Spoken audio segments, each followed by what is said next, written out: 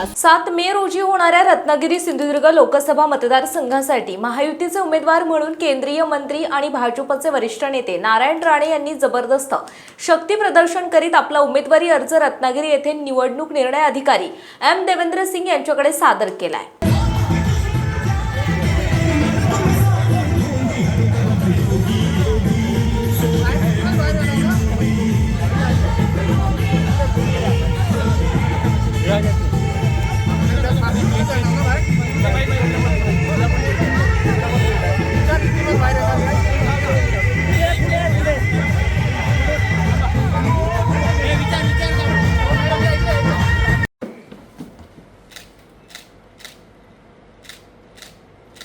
Thank you.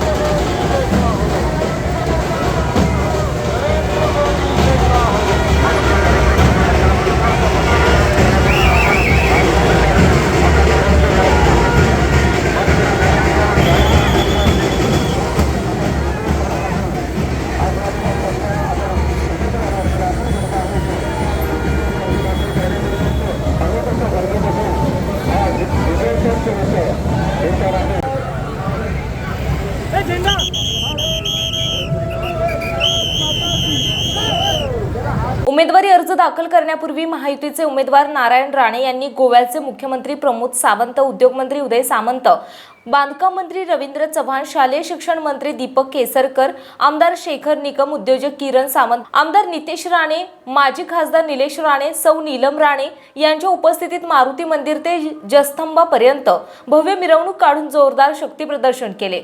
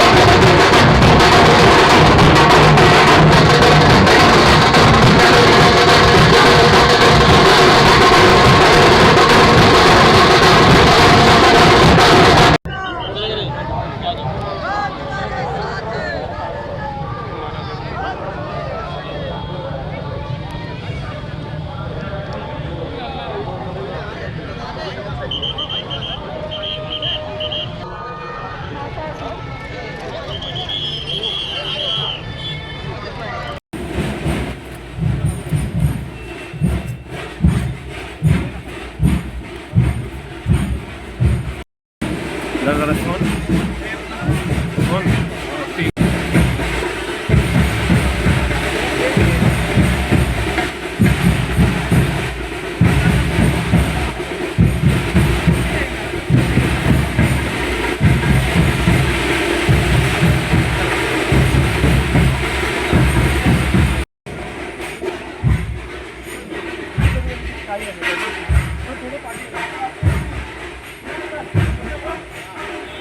या माईकच काय रत्नागिरी सिंधुदुर्ग लोकसभा मतदारसंघासाठी महायुतीचा उमेदवार कोण असेल याकडे सर्वांचंच लक्ष लागले होते, कारण या जागेसाठी उद्योगमंत्री उदय सामंत यांचे बंधू किरण सामंत ही इच्छुक होते आणि त्यांनी शेवटपर्यंत खूप प्रयत्न केले, परंतु ही जागा भाजपला देण्याचा वरिष्ठांनी निर्णय घेतला असल्याने एक दिवसा अगोदरच नारायण राणे यांची उमेदवारी जाहीर केली आणि त्यांनी अवघ्या 24 तासात सिंधुदुर्ग रत्नागिरी येथे जोरदार शक्ती प्रदर्शन करीत रत्नागिरी ते येऊन आपला उमेदवारी अर्ज दाखल केल्याने आता कोण उमेदवार हा विषय संपलेला आहे असं दिसून आलं।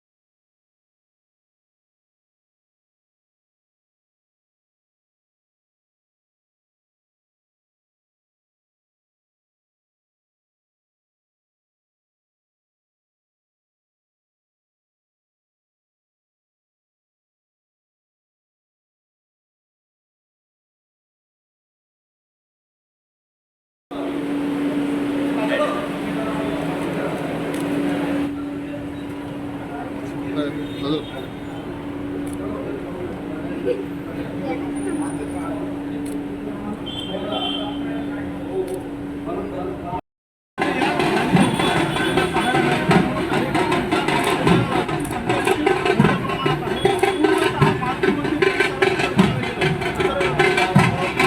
राणे हे उमेदवारी अर्ज दाखल करण्यासाठी निघालेले आहेत।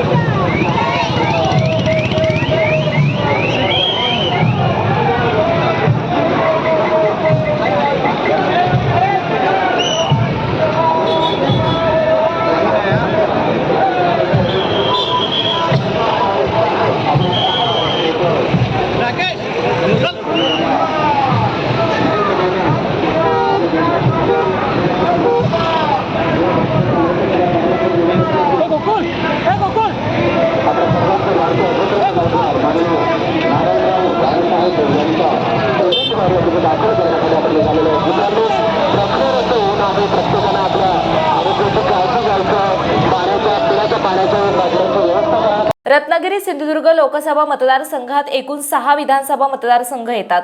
सन 2019 साली झालेल्या निवडणुकीत विनायक राऊत यांनी बाजी मारली होती आणि आता पुन्हा केंद्रीय मंत्री नारायण राणे आणि विद्यमान खासदार विनायक राऊत यांच्यातच सामना होणार असल्याने ह्या निर्णयाकडे संपूर्ण महाराष्ट्राचे लक्ष लागून राहणार आहे. रत्नागिरी सिंधुदुर्ग लोकसभा मतदारसंघात 7 मे रोजी मतदान होणार आहे आणि आज उमेदवारी अर्ज दाखल करण्याचा शेवटचा दिवस असल्याने महायुतीने रत्नागिरी येथे जोरदार शक्ती प्रदर्शन करून आपली ताकद दाखवून दिली.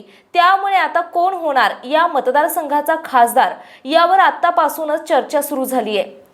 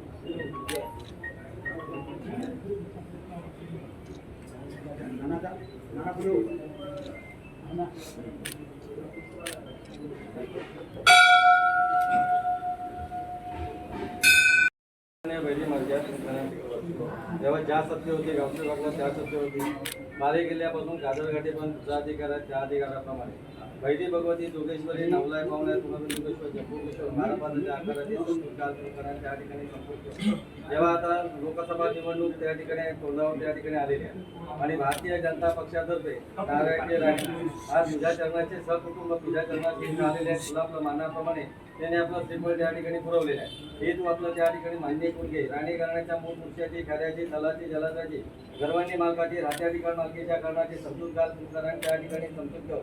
आता त्या भारतीय जनता पक्षातर्फे आज त्या ठिकाणी उमेदवारी अर्ज भरण्यासाठी आता तुझा आशीर्वाद घेऊन इथून रवाना होणार आहे. त्याप्रमाणे खऱ्यांकडे लक्ष करू ते त्यांच्या संपूर्ण कुटुंबाच्या पाठीशी त्या ठिकाणी उभा राहा. आता उमेदवारी अर्ज भरायला त्या ठिकाणी जाणार आहे. त्याप्रमाणे खऱ्यांकडे लक्ष करू तिथं त्यांना कुठल्याही प्रकारच्या अडीअडचणी त्रास निर्माण नव्हता. जे उमेदवारी अर्ज त्या ठिकाणी त्याचा भरणार आहे त्याप्रमाणे तुझा आशीर्वाद त्यांच्या पाठीशी त्या ठिकाणी उभा करू ते आणि त्यांचे जे सहकारी त्या ठिकाणी आता पुढे त्या ठिकाणी त्यांचा पुढचा प्रवास त्या ठिकाणी सुरू व्हायचा आहे. प्रचार वगैरे व्हायचा आहे.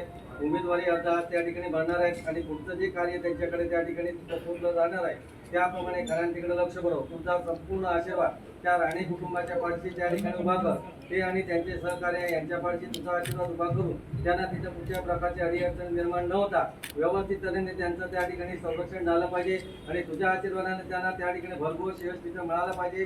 त्याप्रमाणे तुझा आशीर्वाद त्यांच्या पाठीशी त्या ठिकाणी उभा कर. दिशेप्रमाणे त्या कुटुंबाला तिथं सुखाचा मार्ग करता कर आणि जसा आता पण त्या राणी घराण्याचा पत्रात घेऊन संरक्षण केलं ते संरक्षण कायम ठेव. राखण रखवाली कधी बरं.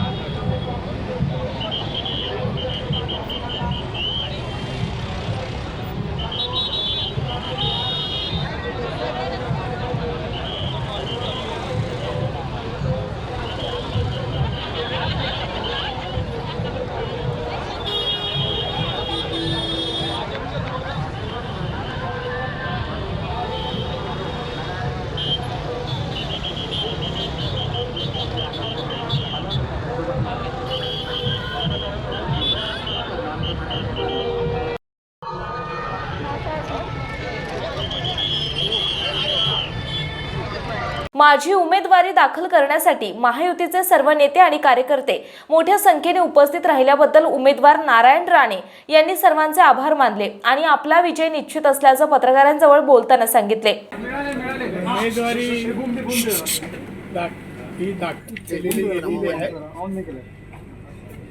आणि हे उमेदवारी दाखल करत असताना माझ्यासोबत उपस्थित असलेले गोव्याचे मुख्यमंत्री प्रमोदजी सावंत, सन्माननीय रवींद्र चव्हाण, सन्माननीय दीपक केसरकर, सन्माननीय किरण सामंत हे सर्वजण उपस्थित होते आणि त्याचप्रमाणे जिल्हाधिकारी कार्यालयाच्या बाहेर हजारोनी कार्यकर्ते पदाधिकारी उपस्थित होते.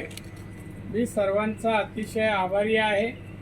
एवढ्या मोठ्या संख्येने भर उन्हामध्ये ते आले, मला पाठिंबा दिला, मला शुभेच्छा दिल्या, त्याबद्दल मी सर्वांचा आभारी आहे. मी भारतीय जनता पक्ष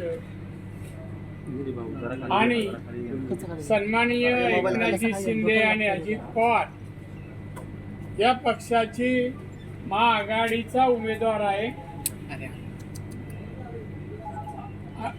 आहे आणि भारतीय जनता पक्षाने मला ही उमेदवारी दिली म्हणून मी माननीय नरेंद्र मोदीजी, माननीय अमितजी शाह आणि आमच्या पक्षाचे अध्यक्ष माननीय नड्डाजी आणि देवेंद्र फडणवीस यांचा अतिशय ऋणी आहे. मी फॉर्म भरला, एवढ्या मोठ्या संख्येने पाठिंबा मिळत आहे. नक्कीच मी मोठ्या मताधिक्याने 2.5-3 लाख मताधिक्याने निवडून येईल असा माझा विश्वास आहे. त्यामुळे आज उन्हामध्ये पण असंख्य कार्यकर्ते उपस्थित राहिले. गोव्याचे मुख्यमंत्री प्रमोद सावंत उपस्थित राहिले. त्यामध्ये रवींद्र चव्हाण, दीपक केसरकर आणि किरण सामंत या सर्वांनी मला अभिप्रेत असं सहकार्य दिलं. मी त्यांचा अतिशय ऋणी आहे. त्याचप्रमाणे आपण सर्वांनी या रॅलीमध्ये म्हणा, फॉर्म भरताना म्हणा, जे वातावरण पाहिजे होतं ते तुम्ही उपस्थित राहिल्याने ते वातावरण बनलं आहे. त्याचे तुमचंही धन्यवाद.